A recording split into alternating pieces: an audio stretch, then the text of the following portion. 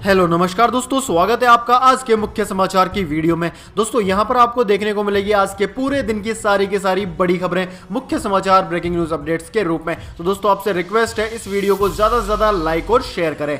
दोस्तों आज के दिन की पहली बड़ी खबर निकल कर आ रही है। दरभंगा में पीएम नरेंद्र मोदी ने कहा पड़ोस में आतंकवाद की फैक्ट्री चल रही है और विरोधी बोलते हैं यह मुद्दा ही नहीं है। जी हाँ दोस्तों, प्रधानमंत्री नरेंद्र मोदी ने आज बिहार के दरभंगा और मधुबनी से भारतीय जनता पार्टी यानी कि बीजेपी प्रत्याशी और समस्तीपुर के लोक जनशक्ति पार्टी लोजपा उम्मीदवार के लिए चुनाव प्रचार किया। इस दौरान उन्होंने विरोधियों पर जमकर निशाना साधा। अपने संबोधन के दौरान उन्होंने एयर स्ट्राइक और आतंकवाद का भी जिक्र किया।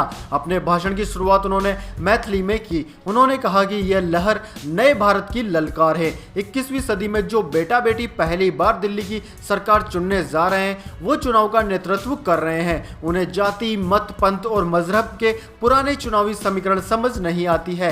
देश के युवा मतदाताओं को एनडीए गठबंधन पर भरोसा है। दोस्तों पीएम नरेंद्र मोदी ने आगे कहा कि मजबूत देश के लिए मजबूत प्रधानमंत्री की आवश्यकता होती है। 8, 10 और 40 सीट लड़ने वाले भी प्रधानमंत्री बनने का सपना देख रहे हैं। दोस्तों यहाँ पर प्रधानमंत्री का इशारा सीधे तौर से ममता बनर्जी, मायावती जैसे नेताओं पर था। दोस्तों पीएम नरेंद्र मोदी ने अपने सामने मौजूद भीड़ से पूछा कि पीएम की लाइन में जितने भी चेहरे हैं उनमें आतंकवाद को कौन खत्म कर सकता है। भीड़ ने मोदी का नाम लेना शुरू कर दिया। इसके बाद उन्होंने कहा कि आतंकवाद को खत्म मोदी नहीं बल्कि आपका एक वोट कर सकता है। आतंकवाद को खत्म करने के लिए मजबूत प्रधानमंत्री की जरूरत है। दोस्तों इस बारे में आपका क्या विचार है? क्या पीएम नरेंद्र मोदी जी आतंकवाद को पूरी तरीके से खत्म कर सकते हैं या नहीं? कमेंट करके अपनी राय जरूर दें। इसके बाद दोस्तों पीएम ने अपने भाषण में कहा कि पिछले 5 वर्षों में हमने घर घर बिजली पहुंचाने के लिए काम किया है। अगले 5 वर्षों में हम पानी पहुंचाने के लिए काम करने जा रहे हैं। और इसी के साथ उन्होंने कहा कि वर्ष 2020 तक किसानों की आय दुगनी करने के लिए हमारी सरकार काम कर रही है। इसी के तहत 23 मई के बाद सभी को किसान सम्मान समृद्धि योजना का लाभ भी मिलेगा। इसके बाद दोस्तों अगली बड़ी खबर निकल कर आ रही है। गाजीपुर में विपक्षियों पर गरजे अमित शाह, कहा आतंकवादियों के साथ हम इलू इलू यानी कि लव यू नहीं कर सकते। जी हां दोस्तों, भारतीय जनता पार्टी के राष्ट्रीय अध्यक्ष अमित शाह ने सपा, बसपा और कांग्रेस के शीर्ष नेताओं पर निशाना साधते हुए गुरुवार को कहा कि अखिलेश यादव, मायावती और राहुल गांधी देश को सुरक्षित नहीं रख सकते। अमित शाह ने कहा कि भाजपा के लोग आतंकवादियों के साथ इलू इलू नहीं करते हैं। केंद्रीय मंत्री एवं गाजीपुर लोकसभा सीट से पुनः भाजपा प्रत्याशी मनोज सिन्हा के समर्थन में एक चुनावी जनसभा में शाह ने कहा कि यह महामिलावटी लोग देश की बात करते हैं। अखिलेश, मायावती और राहुल गांधी देश को सुरक्षित नहीं रख सकते। उन्होंने कहा कि हम भाजपा वाले हैं, हम आतंकवादियों के साथ इलू इलू नहीं कर सकते। इसके बाद दोस्तों अमित शाह ने कहा कि हम देश की सुरक्षा के साथ खिलवाड़ नहीं कर सकते। उधर पाकिस्तान से गोली आएगी तो इधर भारत से भी गोला जाएगा और ईंट का जवाब पत्थर से दिया जाएगा। उन्होंने कहा कि राहुल गांधी और उनकी पार्टी टुकड़े टुकड़े गैंग वालों के साथ है और देश को तोड़ने की चाहत रखती है। यहाँ पर दोस्तों टुकड़े टुकड़े गैंग से मतलब उनका कन्हैया कुमार से था, जिन्होंने की जेएनयू में राष्ट्र विरोधी नारे लगाए थे। इसके बाद दोस्तों अगली बड़ी खबर जो निकल कर आ रही है आज के दिन की, वह है नीतीश कुमार ने कहा आतंकवाद के खिलाफ त्वरित कार्रवाई कर पीएम मोदी ने देश का मान बढ़ाया है। दोस्तों यहाँ पर ऐसा लग रहा है मुझे तो कि जितने भी नेता हैं सब के सब आतंकवाद के नाम पर वोटिंग करने की कोशिश कर रहे हैं, क्योंकि आज जितने भी बयान दिए गए हैं, जितने भी भाषण दिए गए हैं, सब में आतंकवाद शब्द का प्रयोग किया गया है। यहाँ पर दोस्तों इसके बारे में आपका क्या विचार है? मैं मोदी विरोधी नहीं हूँ, मैं तो मोदी समर्थक हूँ, फिर भी इस बारे में आपका क्या विचार है? कमेंट करके अपनी राय जरूर दें। वहीं दोस्तों पीएम मोदी के समर्थक बिहार के मुख्यमंत्री नीतीश कुमार ने दरभंगा में चुनावी सभा को संबोधित करते हुए कहा कि देश का विकास बिहार के विकास के बिना संभव नहीं है और बिहार का विकास मिथिला के विकास के बिना संभव नहीं है। इस दौरान एनडीए के प्रत्याशियों के लिए वोट की अपील करते हुए उन्होंने पीएम मोदी और केंद्र सरकार की जमकर सराहना की। इस दौरान नीतीश कुमार ने कहा कि आतंकवाद के खिलाफ नरेंद्र मोदी ने जो त्वरित कार्रवाई की है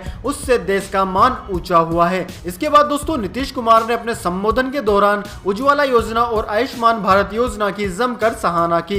नीतीश कुमार ने कहा कि विरोधी किसान की बात करते हैं, लेकिन उन्हें किसानों के बारे में कोई सोच और समझ नहीं है। खेती करने में अगर किसानों को आर्थिक मदद मिलती है तो इससे उनका मुनाफा भी बढ़ेगा। इसके बाद दोस्तों अगली बड़ी खबर निकल कर आ रही है। मायावती ने कहा पीएम नरेंद्र मोदी लगातार कर रहे हैं आचार संहिता का उल्लंघन, चुनाव आयोग फिर भी नहीं कर रहा है कोई भी कार्रवाई। जी हां दोस्तों, बसपा सुप्रीमो मायावती ने एक बार फिर से बीजेपी सरकार और चुनाव आयोग पर निशाना साधा है। उन्होंने एक बार फिर से सोशल मीडिया के माध्यम से अपनी बात रखी है।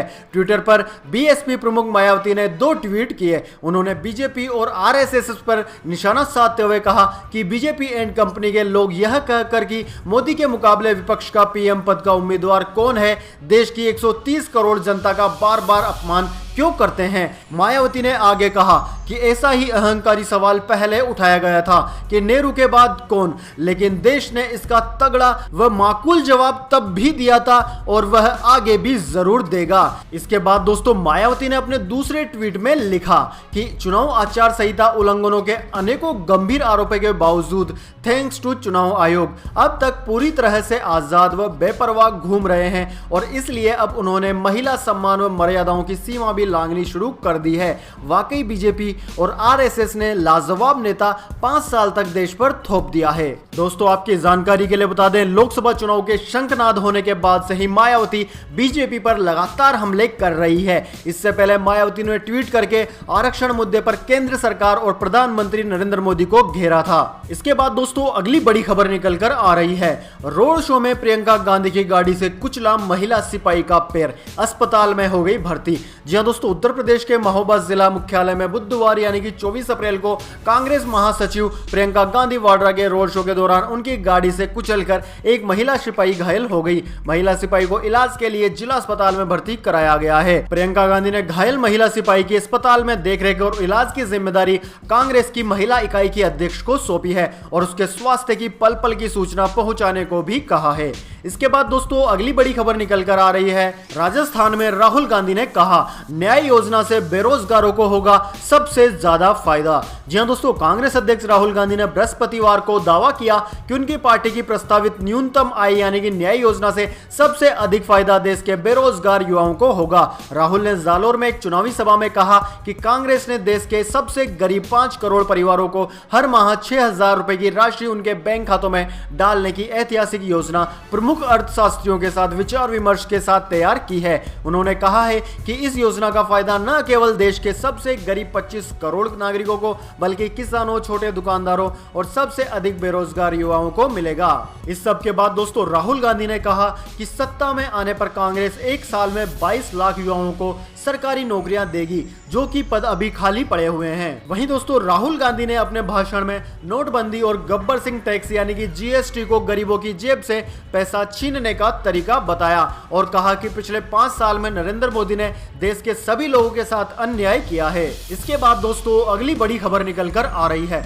वाराणसी में पीएम नरेंद्र मोदी के खिलाफ प्रियंका गांधी नहीं अजय राय सिंह लड़ेंगे लोकसभा चुनाव। जी हां दोस्तों, उत्तर प्रदेश की सबसे high profile Lok Sabha seat Varanasi से कांग्रेस ने अपने प्रत्याशी का ऐलान कर दिया है दोस्तों, और उन सभी अटकलों पर विराम लग गया है जिनमें वाराणसी से प्रियंका गांधी के चुनाव लड़ने की अटकलें तेज हो रही थी। इसी बीच दोस्तों कांग्रेस ने चौंकाते हुए अजय राय पर भरोसा जताया है। ऐसे में अब वाराणसी में प्रधानमंत्री नरेंद्र मोदी के सामने कांग्रेस के अजय राय चुनाव मैदान में उतरेंगे। अजय राय साल 2014 में भी मोदी के खिलाफ चुनाव लड़े थे और 75,000 वोट के साथ तीसरे नंबर पर रहे थे। यानी कि दोस्तों कांग्रेस की प्रियंका गांधी ने नामांकन भरने से पहले ही हार मान ली। उन्होंने यह जान लिया कि प्रधानमंत्री नरेंद्र मोदी के सामने खड़े होकर वह अच्छा नहीं कर रही है, उनकी हार निश्चित है। इसलिए उन्होंने एक प्यादे को नरेंद्र मोदी जी के सामने खड़ा कर दिया। वहीं दोस्तों दूसरी ओर अजय राय ने टिकट मिलने के बाद कहा, मैंने जनता से कभी झूठ नहीं बोला, वाराणसी की जनता बीजेपी को जवाब देगी। ऐसी खबरें चल रही थी कि प्रियंका वाराणसी से चुनाव लड़ेगी, लेकिन मुझे अभी यह जानकारी मिली कि मुझे वहां से चुनाव मैदान में उतारा गया है। मैं कांग्रेस के द्वारा सौंपी गई जो जिम्मेदारी मुझे सौंपी है उसे पूरी तरीके से निभाने की कोशिश करूंगा। इसके बाद दोस्तों अगली बड़ी खबर निकल कर आ रही है। मौसम विभाग की चेतावनी, अगले 48 घंटों में इन राज्यों में हो सकती है भारी बारिश। जी हाँ दोस्तों, मौसम विभाग ने अलर्ट जारी कर दिया है। मौसम विभाग के मुताबिक दक्षिणी राज्यों में हिंद महासागर और बंगाली खाड़ी में हवा का कम दबाव बनने के कारण बारिश और तूफान आ सकती है। वहीं दोस्तों, गुरुवार को हिंद महासागर और इससे सटे बंगाली खाड़ी के दक्षिण पश्चिम में एक कम दबाव का क्षेत्र विकसित होने की संभावनाएं है। मौसम विभाग ने गुरुवार को दक्षिण भारत के राज्य तमिलनाडु और पुडुचेरी में भारी बारिश की चेतावनी जारी की है।